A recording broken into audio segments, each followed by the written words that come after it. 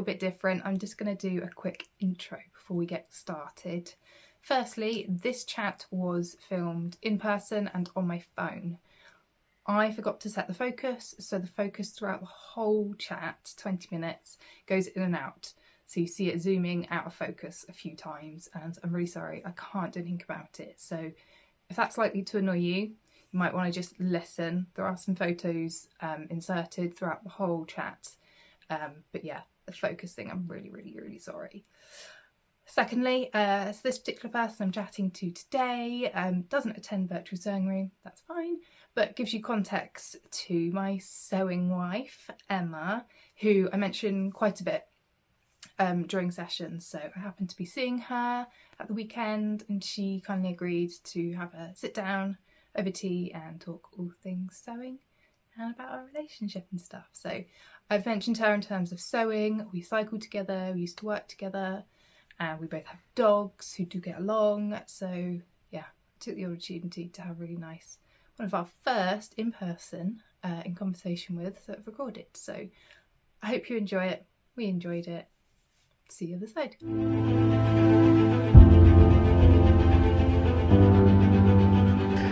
So hello, welcome to In Conversation With, and today I'm joined by Emma, Jenny's sewing wife. Hey, we've got our sewing wife badges on. I've come over to the west side of UK and Emma's house, and first in person in conversation with. So although Emma, you're not a virtual sewing room attendee. I'm not, because I'm a terrible friend.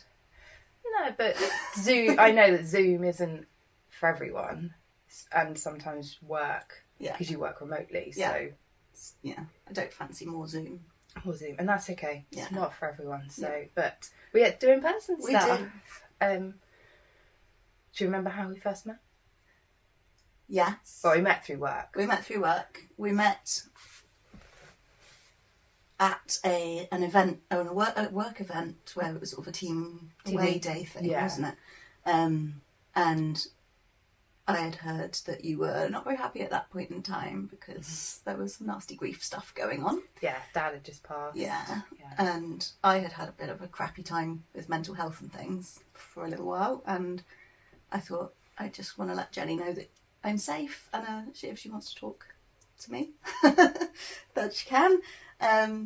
So we had a good little chat about mental health and worries and all of that sort of stuff. And you were wearing a pippy. Was I? You were, and I loved it.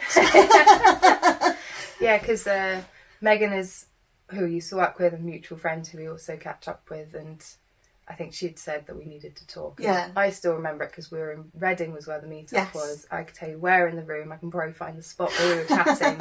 It's during a tea break, so everyone was just kind of mingling, and you'd found me to come say hello, which was very nice. So I still remember that moment. So. Oh, that's nice. Yeah. You were definitely wearing a pippy, and that's how we got on to talking about sewing, because I was like crazy impressed with the fact that you had made a dress and it had like lining in the bib.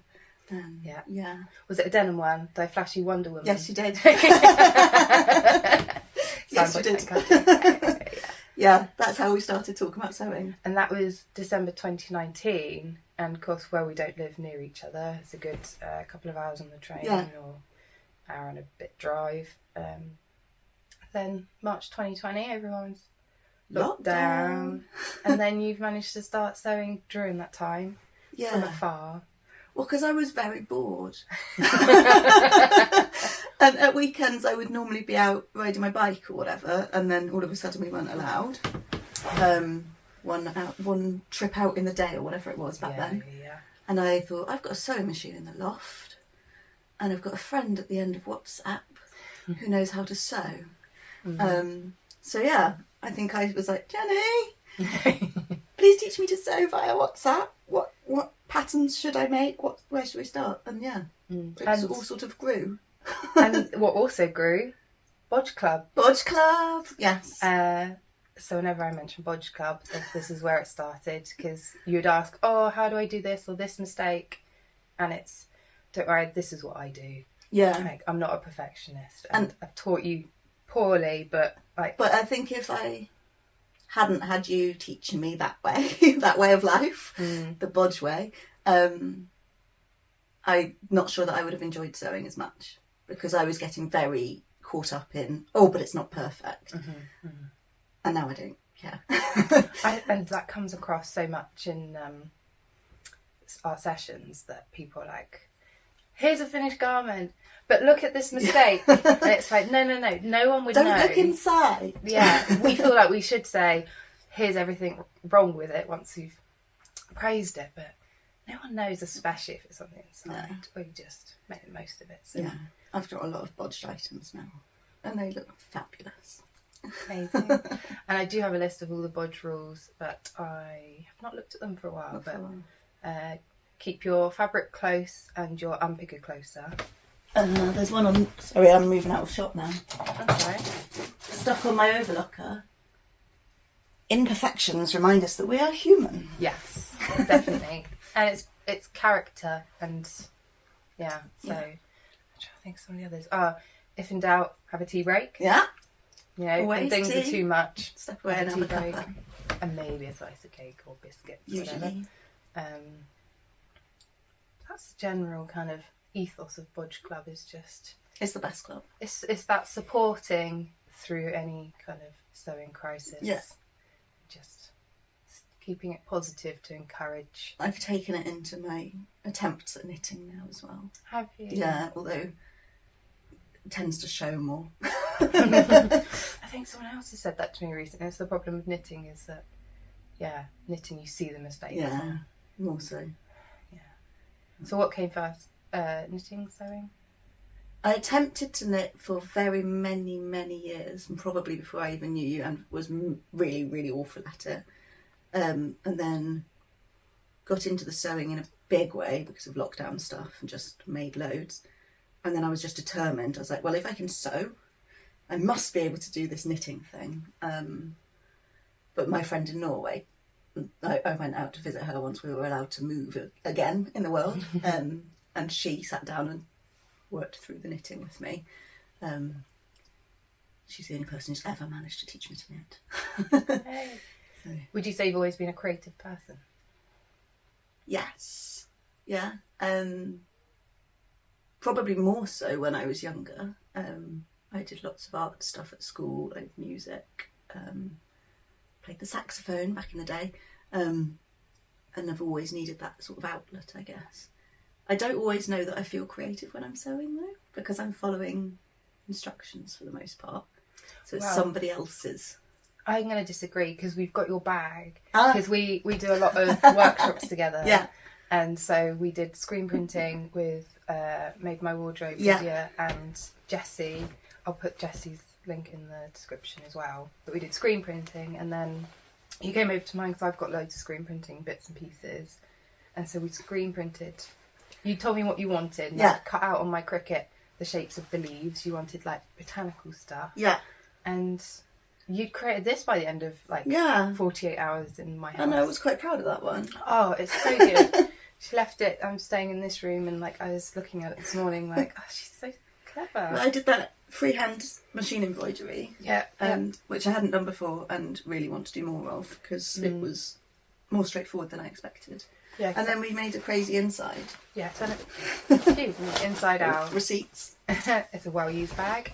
Oh yeah, because we just got out all your printing stuff. All the random stuff. So I think I did one side and you did the other. Yeah, I think you did the good side. And I did the not so good side. But then you embroidered. I think this was your test piece from the embroidery that we made into a pocket. Yeah.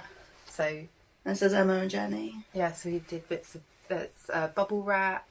Not sure what the dots are. I think that's just the end of a pen. Yeah, I think it was. Yeah, and then a leaf was a lino. That green leaf was You'd done like 3D glue stuff. No, it was literally just a glue gun on a bit of wood. Yeah. And I just did the shape of a leaf, so you've got the texture of where it's all lumpy and bumpy.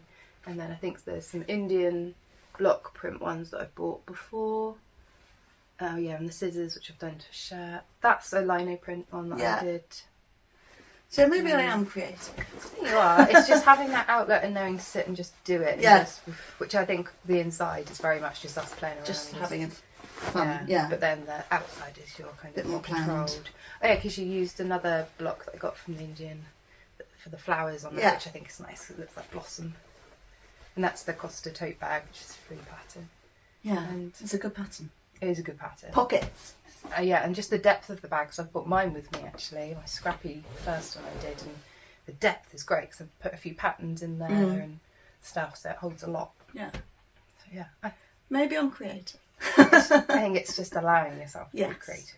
And I guess through fabric choice and all of that sort of stuff as well. Like you might be following the instructions of a pattern, but how it goes together and placement of patterns and things like that is there's creativity in that as well.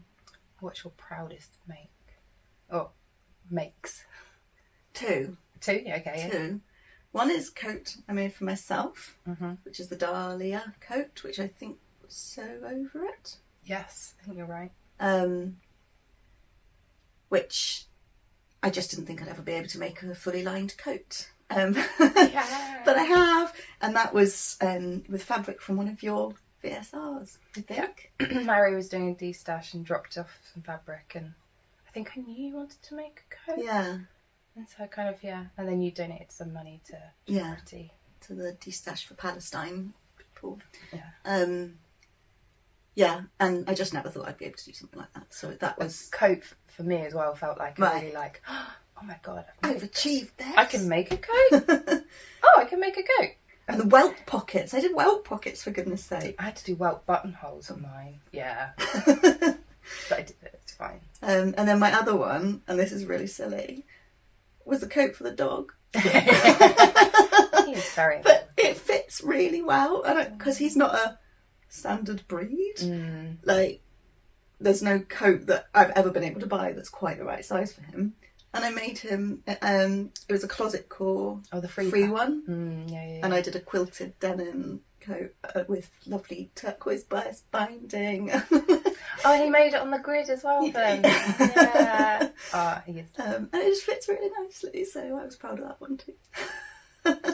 What's your next make? What's next on the list?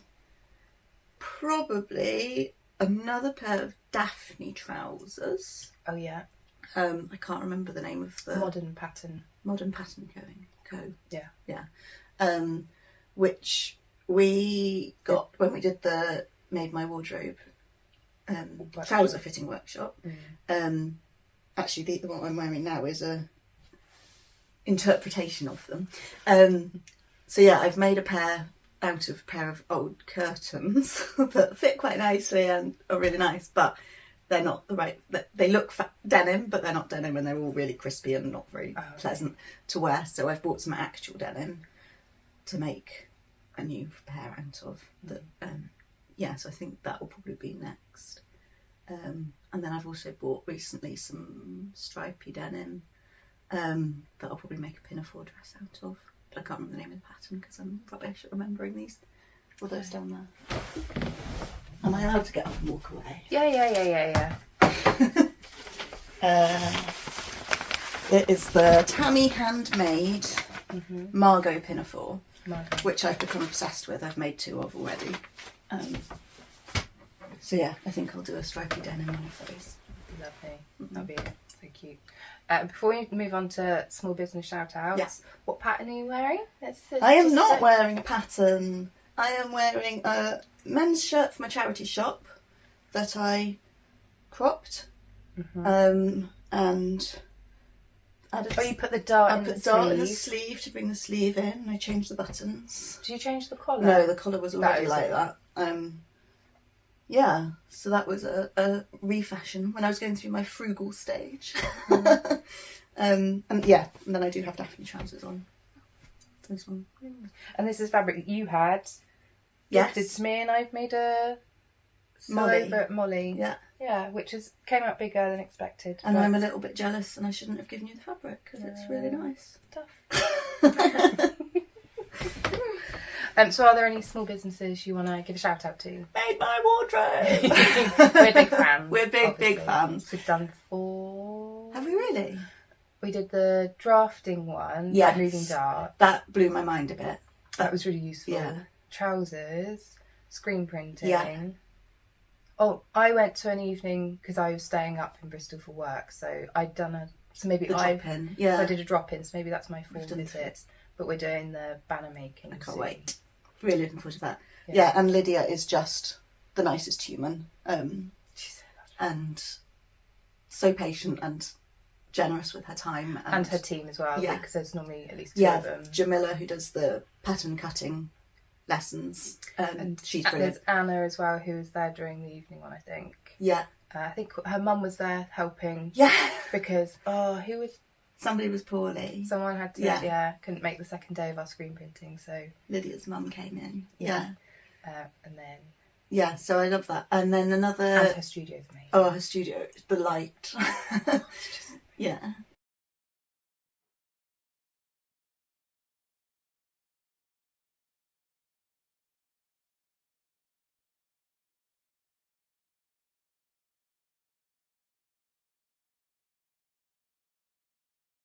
Another shout out, I've recently come across Flojo fabrics in Bristol. So I didn't know of them until Like So Amazing closed, and I wanted somewhere to go and feel some fabric. So yeah, on Gloucester Road in Bristol, which is I think the UK's longest road of independent shops, has amazing charity shops too. I think this was from a charity shop there. Oh, amazing. Yeah, Flojo Fabrics is somewhere you can go and feel fabric in Bristol, and it's they've got a good range. A lot of kind of cottons, but more into the dressmaking stuff now as well. Because it's more quilting. It was, but yeah, I got my denims from there recently. I've got loads of independent pattern makers that some of them I hadn't heard of. Mm-hmm.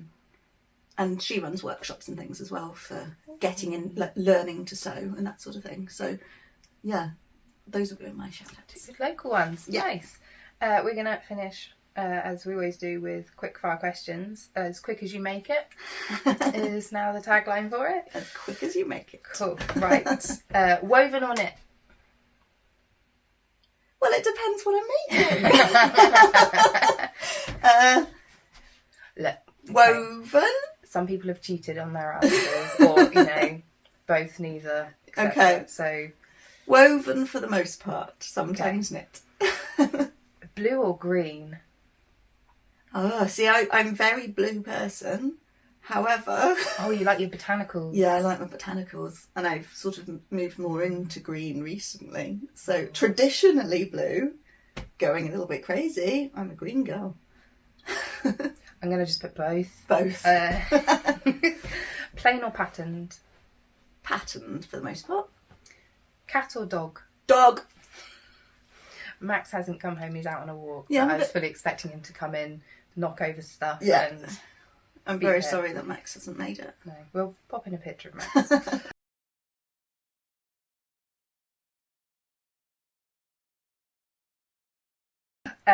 Early bird or night owl? Early bird. Knitting or crochet? Knitting. Train or aeroplane? Train. Spots or stripes? Stripes. Tea or coffee? Tea. Perfect finish or life's too short? What? Perfect finish? Oh, Bodge Club. I didn't understand the question. Perfect finish or life's too short? Life's too short. Bodge Club. Cake or biscuits? Cake. Read a book or watch TV? Read a book. Zips or buttons? Buttons. Text message or a phone call? Text message. Sewing machine or hand sewing? Sewing machine. I hate hand sewing. Final one. Cream first or jam first? Cream first. And that's why we're friends. And that was probably the quickest quickfire round we've ever had. There we go. That's amazing. And exactly what I thought you'd say as well. Is that? Oh, well, there you go. That's because you're my wife. One that I think I should add on is PDFs or like printing at home or AO printing. Because what do you prefer? Do you I prefer to have... I often order the PDF and the A0 print from the fold line. Another shout out. Flipping up the fold line. Because I really hate sticking PDF patterns together, but I much prefer to have the PDF file than to buy a packet pattern. Because then you've always got it. It's saved somewhere or it's on an email you can read it. Exactly. Yeah. But I hate sticking them together. Yeah. Unless it's a small pattern, so like the dog coat, I'd be that's okay. fine. But like the coat or whatever. No thanks. Cool. Well, it's been lovely chatting with you. Thanks for my letter. We're going to go off and sew, and Yeah. I think I'm going to embroider. You're going to knit. I'm going to knit and probably swear because I find knitting quite hard. But lovely creations. Yeah. So it's goodbye from us. Bye.